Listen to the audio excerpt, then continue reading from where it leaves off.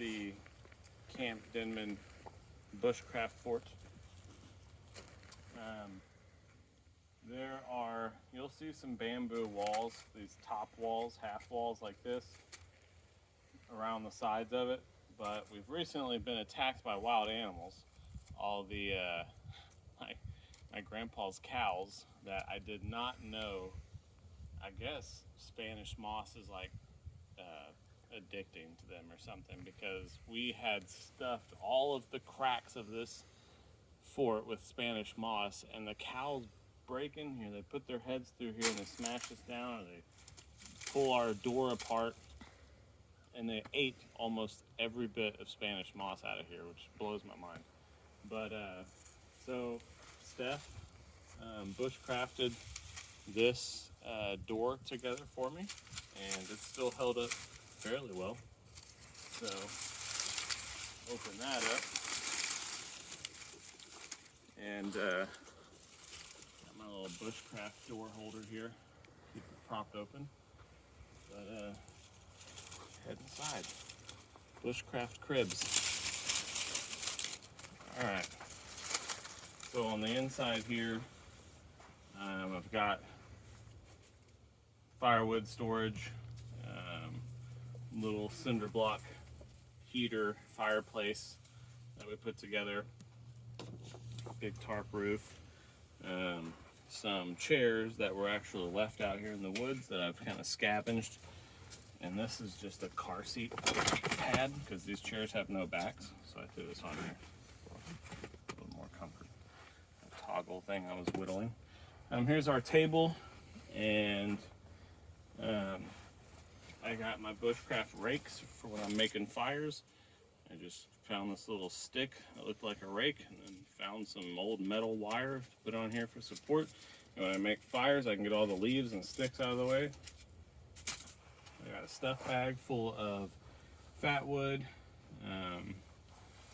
Got some little toggles hanging up here on the roof in random places for lights or whatever. And like I said, we got bamboo half walls that are in need of repair after the attack of the cows, but they were looking really nice. And this is the shelter. Oh, over here I got my paracord spool, and I got it kind of bushcrafted up to where I can pull off what I need.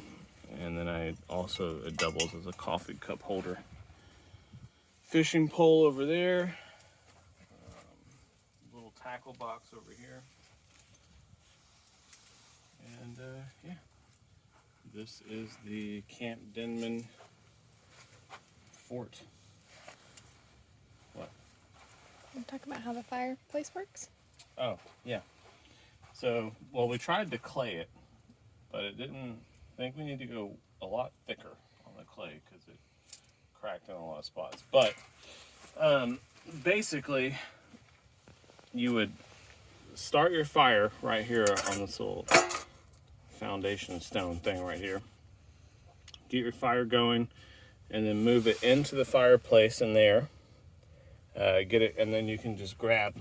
I cut these to try and be a smaller size than normal, so you can just grab your wood and throw it in there. But all the smoke goes out the back over there. It's not trapped by the roof, and then you just have heat and light like radiating out of these holes right here.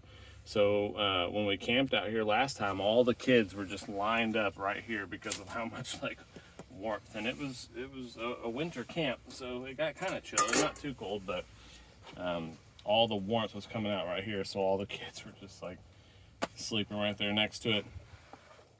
And it worked really good. That's it.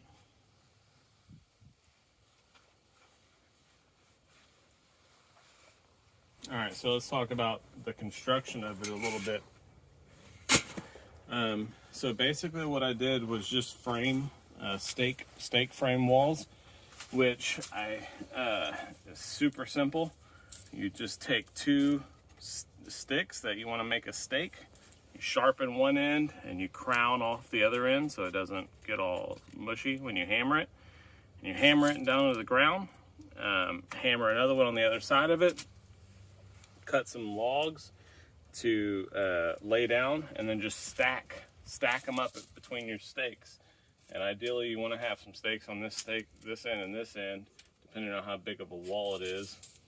These extra stakes are really just supports for these outside stakes that are holding these bamboo and palmetto walls in place. But all you would really need is 2 stakes and 2 stakes, and then logs inside. And like I had mentioned before, we had all of these cracks stuffed with Spanish moss, but it was all eaten out of it, or most of it was eaten out by the cows. So we also found this, which works for a great hammer. It's like an old bedpost thing that washed up, and it's really good for hammering stuff. So we keep it. That's our bushcraft hammer. And then the other walls are constructed the exact same way. Again, all these outside stakes that you see in the ground are mainly just to hold the higher bamboo stuff in place, which has been smashed up and stuff. But the 2 stakes right here and the 2 stakes over there hold the actual wall of logs in place. And I did some Gorilla Tape on top just because they can rub the tarp, and I didn't want to rub a hole in, so I just kind of slapped some Gorilla Tape on top. You'll see it over here too. When the wind blows, this thing may rub against these, and I really don't want these stakes rubbing holes inside.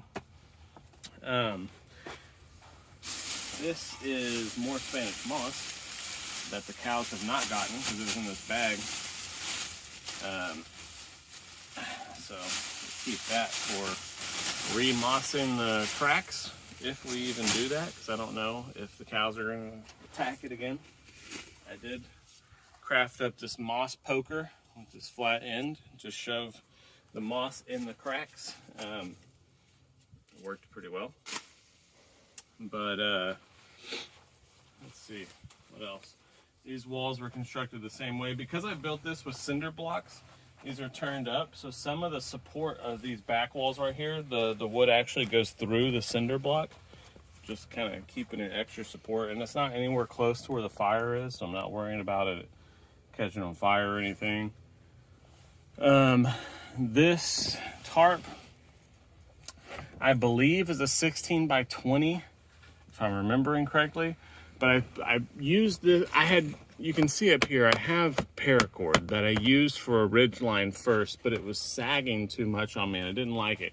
So I got this super thick climber's rope, and I made my new ridge line with this climber's rope, and this thing does not budge. I put a trucker's hitch in on this tree right here and just got it super tight.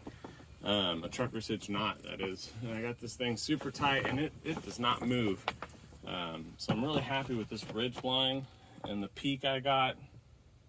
I've been down here in the rain several times and stayed super dry inside here. When it's crazy windy, it's still nice in here.